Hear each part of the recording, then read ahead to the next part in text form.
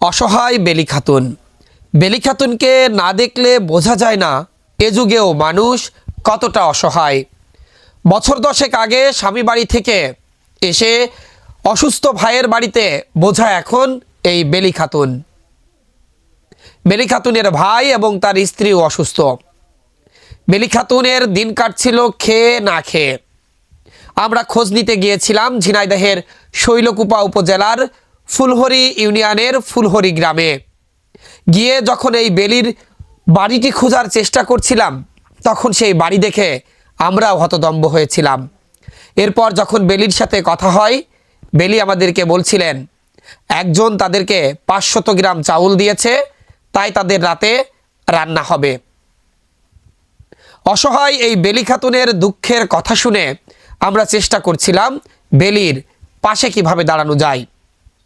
সে সময় আমাদের এক মানবিক সহযোদ্ধা, এক মানবিক মানুষ এই অসহায় বেলি খাতুনের পরিবারের পাশে দাঁড়িয়েছেন।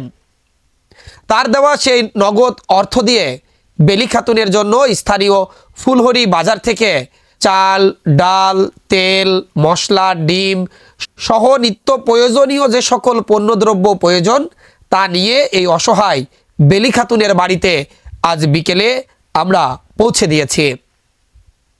বেলি খাতুনের যে খুপড়ি ঘরটি দেখছেন, এই ঘরেই মূলত বেলি খাতুন, তার অসুস্থ ভাই, ভাইয়ের স্ত্রী এবং তার সন্তান সহ তারা বসবাস করে।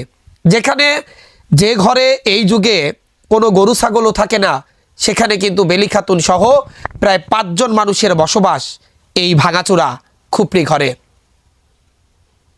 আপনারা চাইলে এই বেলি খাতুনের পাশে দাঁড়াতে পারেন। তবে বেলি খাতুনের যে বাড়িটি সেটিও আসলে তাদের নিজেদের জায়গায় নয়, এটি পরের জায়গায়। সব মিলে বলা যায় একেবারে অসহায়ত্বের সর্বশেষ দ্বার প্রান্তে দাঁড়িয়ে আছে এই পরিবারটি। কিন্তু সরকারি কোনো সুযোগ সুবিধাই পান না এই বেলি খাতুনরা। আসলে তাহলে সরকারের এত এত সুযোগ সুবিধা অসহায় হতদরিদ্রদের জন্য, তাহলে সেইগুলো কারা পায়? সামাজিক নেতা আর মডল মাতব্বারদের থাবায় অসহায় মানুষের কাছে ঠিকমতো পৌঁছায় না সরকারি বরাদ্দ। আমরা হয়তো 2-1 মাসের জন্য তার পাশে দাঁড়াতে পেরেছি। 2 মাস পরে বা 1.5 মাস পরে আবারও মানুষের কাছে হাত পাততে হবে অসহায় এই পরিবারটিকে। আপনিও আপনার সাধ্যমতো এই পরিবারের পাশে দাঁড়াতে পারেন।